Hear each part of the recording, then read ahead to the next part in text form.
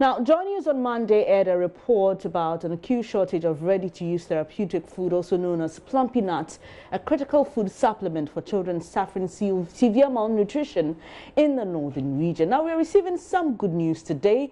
UNICEF has delivered about 4,000 boxes of plumpy nuts to the Ghana Health Service in the northern region for onward distribution to areas worst affected by the shortage. An investigation by JoyNews reveals that the Ghana Health Service has not supplied the nuts to the region for the past 3 months. Justice Baidu was in the Nanumba North District of the region and reports that a shortage could be putting the lives of hundreds of malnourished children at risk. This image looks like those out of a refugee camp, or worse, a war-torn country. A heavily malnourished child desperately crying for help. He looks so emaciated, you can even count his rib bones. The upper arm circumference is 9.5, so it means the child is severely malnourished. The child is wasting. Baby Abdul weighs 6 kilos, way less than what a 1.5-year-old baby like him should be weighing. Abdul is just one of many stunted children who have been brought here to the health center in Leposi for ready-to-use therapeutic food, otherwise known as plumpy nuts. But there aren't any here. The critical lifesaver for children like Abdul suffering stunting ran out here more than 3 months ago, and the Ghana Health Service is yet to supply them. Ma Monimbe is Abdel's mother.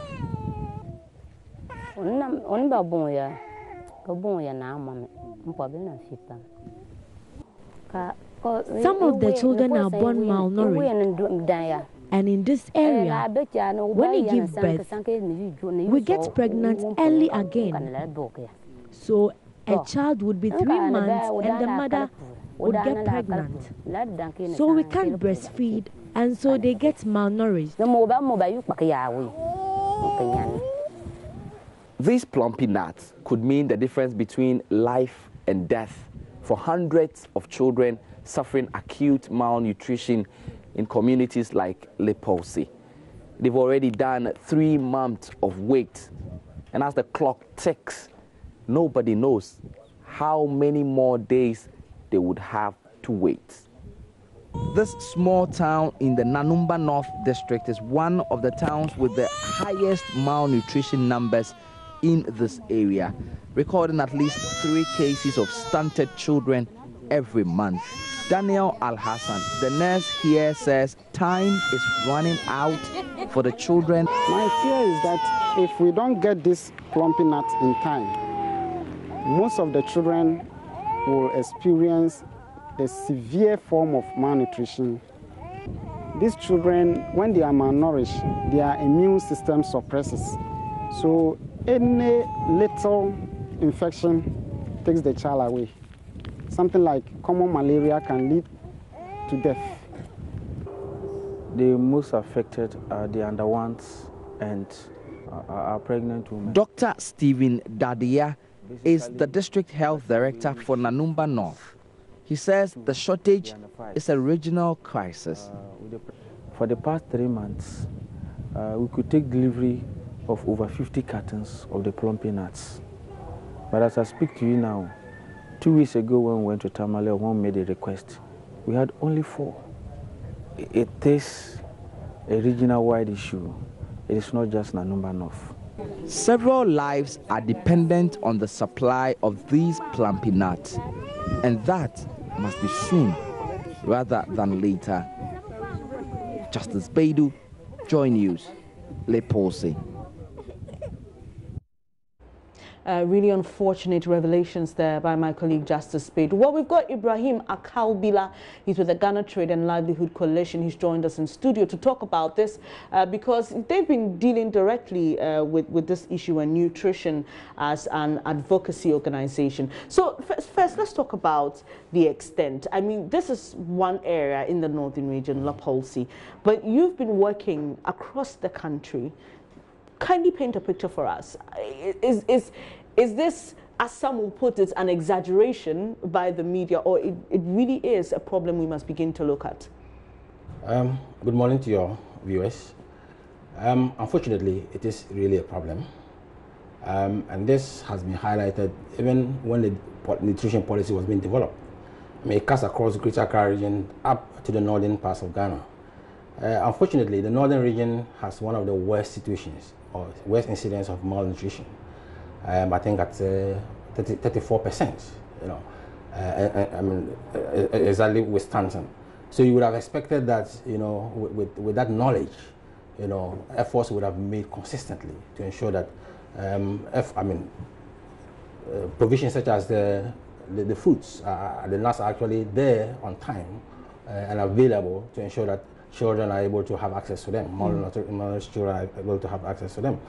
But this is the situation that is painted across the country if you look at what is happening in the northern region. I just had a discussion with my officers in the Upper West region this morning, and I realized that they have some of the plumpy nuts, but unfortunately it's not enough. So I mean, and I can assume that it's likewise in all parts of the country.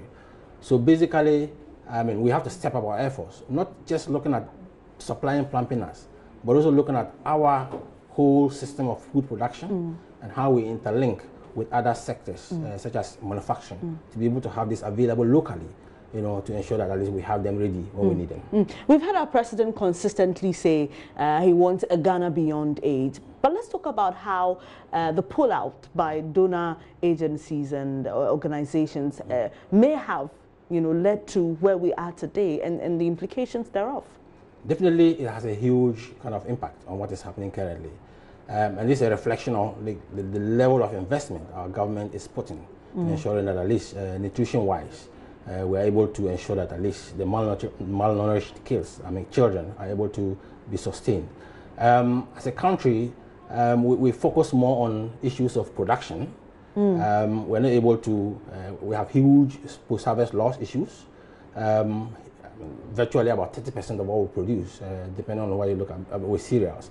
Vegetables is quite higher. Actually goes waste, we lose that. And definitely, with the situation that we are seeing in the northern region, efforts must definitely be made to to ensure that what we produce is actually used, stored very well, and of course linked up with manufacturing.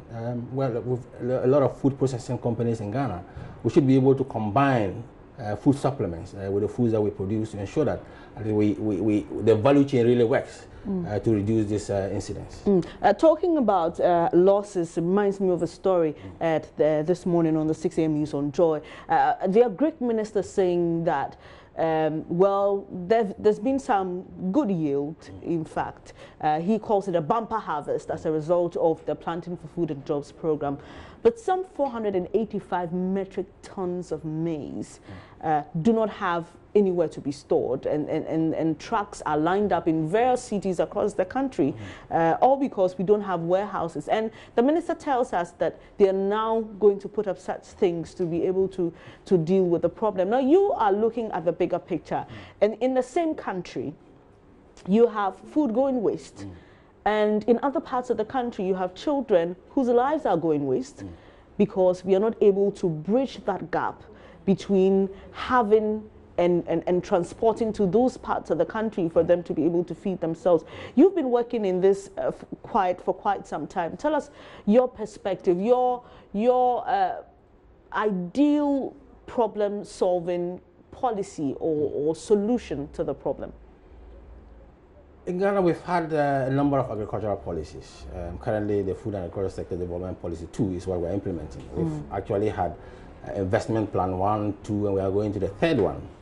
These are not new problems. These are not new challenges. We've had issues of storage for a long time.